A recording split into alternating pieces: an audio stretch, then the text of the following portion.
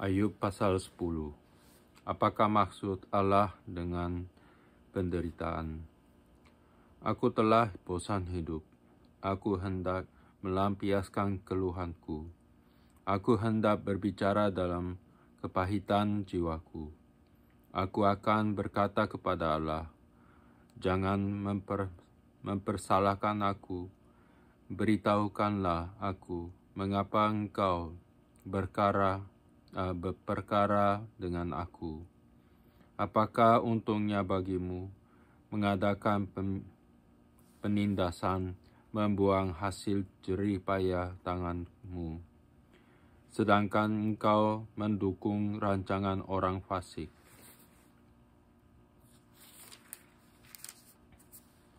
Apakah engkau mempunyai mata badani? Samakah penglihatanmu dengan penglihatan manusia? Apakah hari-harimu seperti hari-hari manusia? Tahun-tahunmu seperti hari-hari orang laki-laki? Sehingga engkau mencari-cari kesalahanku dan mengusut dosaku, padahal engkau tahu bahwa aku tidak bersalah dan bahwa tiada seorang pun dapat memberi kelepasan dari tanganmu. Tanganmu lah yang membentuk dan membuat aku. Tetapi kemudian engkau berpaling dan hendak membinasakan aku. Ingatlah bahwa engkau yang membuat aku dari tanah liat, seperti engkau hendak menjadikan aku debu kembali. Bukankah engkau yang mencurahkan aku seperti air susu dan mengentalkan aku seperti keju? Engkau mengenakan kulit dan daging kepadaku, serta menjalin aku dengan tulang dan urat. Hidup dan kasih setia kau karuniakan kepadaku, dan pemeliharaanmu menjaga nyawaku. Tetapi inilah yang kau sembunyikan di dalam hatimu. Aku tahu bahwa inilah maksudmu. Kalau aku berbuat dosa, maka engkau akan mengawasi aku, dan engkau tidak akan membebaskan aku daripada kesalahanku. Kalau aku bersalah, celakalah aku, dan kalau aku benar, aku takkan berani mengangkat kepalaku, karena kenyang dengan penghinaan dan karena melihat sengsaraku. Kalau aku mengangkat kepalaku, maka seperti singa engkau akan memburu aku dan menunjukkan kembali kuasamu yang ajaib kepadaku. Engkau akan mengajukan saksi-saksi baru terhadap aku. Engkau memperbesar kegeramanmu terhadap aku dan pasukan-pasukan baru, bahkan bala tentara melawan aku. Mengapa engkau menyebabkan aku keluar dari kandungan? Lebih baik aku binasa sebelum orang melihat aku. Maka aku seolah-olah tidak pernah ada. Dari kandungan ibu, aku langsung dibawa ke kubur. Bukankah hari-hari umurku hanya sedikit? Biarkanlah aku, supaya aku dapat bergembira sejenak, sebelum aku pergi dan tidak kembali lagi ke negeri yang gelap dan kelam pekat, ke negeri yang gelap gulita, tempat kelam, pekat, dan kacau balau, di mana cahaya terang serupa dengan kegelapan. Pasal 11. Anjuran Zofar supaya Ayub merendahkan diri di hadapan Allah. Maka berbicaralah Zofar, orang Naamah, Apakah orang yang banyak bicara tidak harus dijawab? Apakah orang yang banyak mulut harus dibenarkan? Apakah orang harus diam terhadap bualmu? Dan kalau engkau mengolok-olok, apakah tidak ada yang mempermalukan engkau? Katamu, pengajaranku murni dan aku bersih di matamu. Tetapi mudah-mudahan Allah sendiri berfirman dan membuka mulutnya terhadap engkau dan memberitakan kepadamu rahasia hikmat. Karena itu ajaib bagi pengertian, maka engkau akan mengetahui bahwa Allah tidak memperhitungkan bagimu sebagian daripada kesalahanmu. Dapatkah engkau memahami hakikat Allah, menyelami batas-batas kekuasaan yang maha kuasa? Tingginya seperti langit, apa yang dapat kau lakukan? Dalamnya melebihi dunia orang mati, apa yang dapat kau ketahui?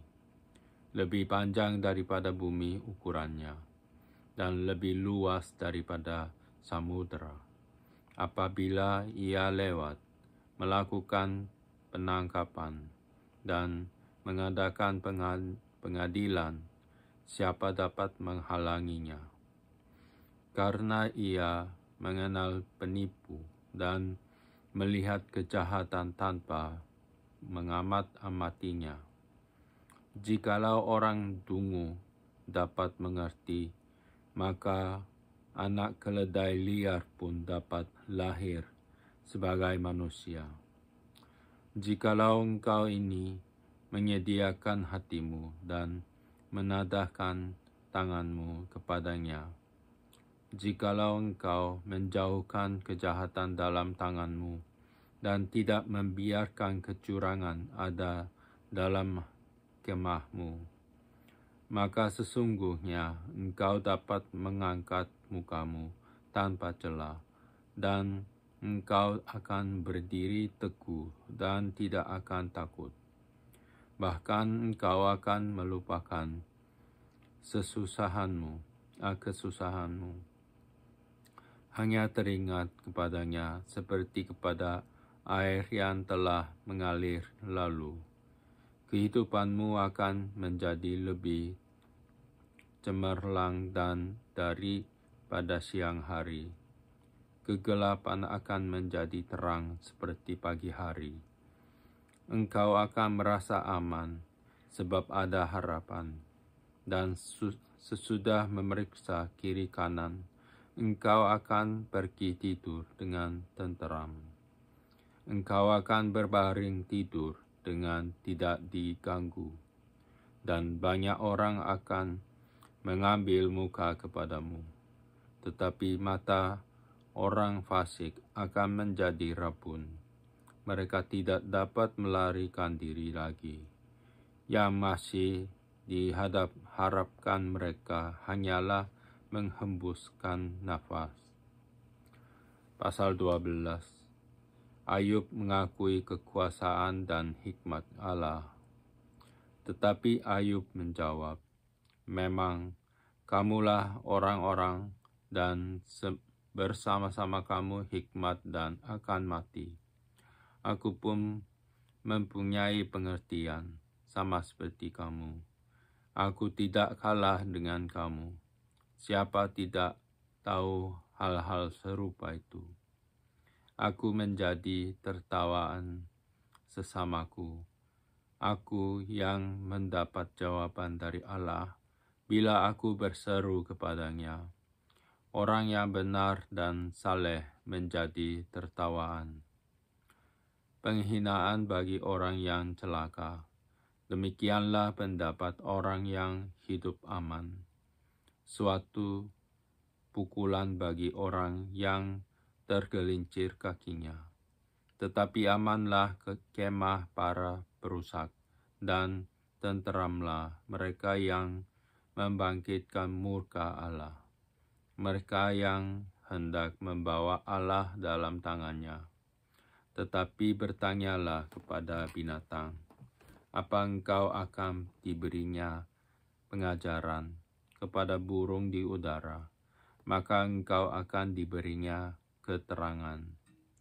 Engkau bertuturlah kepada bumi, maka engkau akan diberinya pengajaran.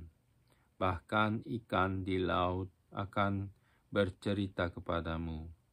Siapa di antara semuanya itu yang tidak tahu bahwa tangan Allah yang melakukan itu, bahwa di dalam tangannya terletak nyawa segala yang hidup dan nafas setiap manusia? Bukankah telinga menguji kata-kata seperti langit-langit mencecap makanan? Konon hikmat ada pada orang yang tua dan pengertian pada orang yang lanjut umurnya. Tetapi pada Allah hikmat dan kekuatan.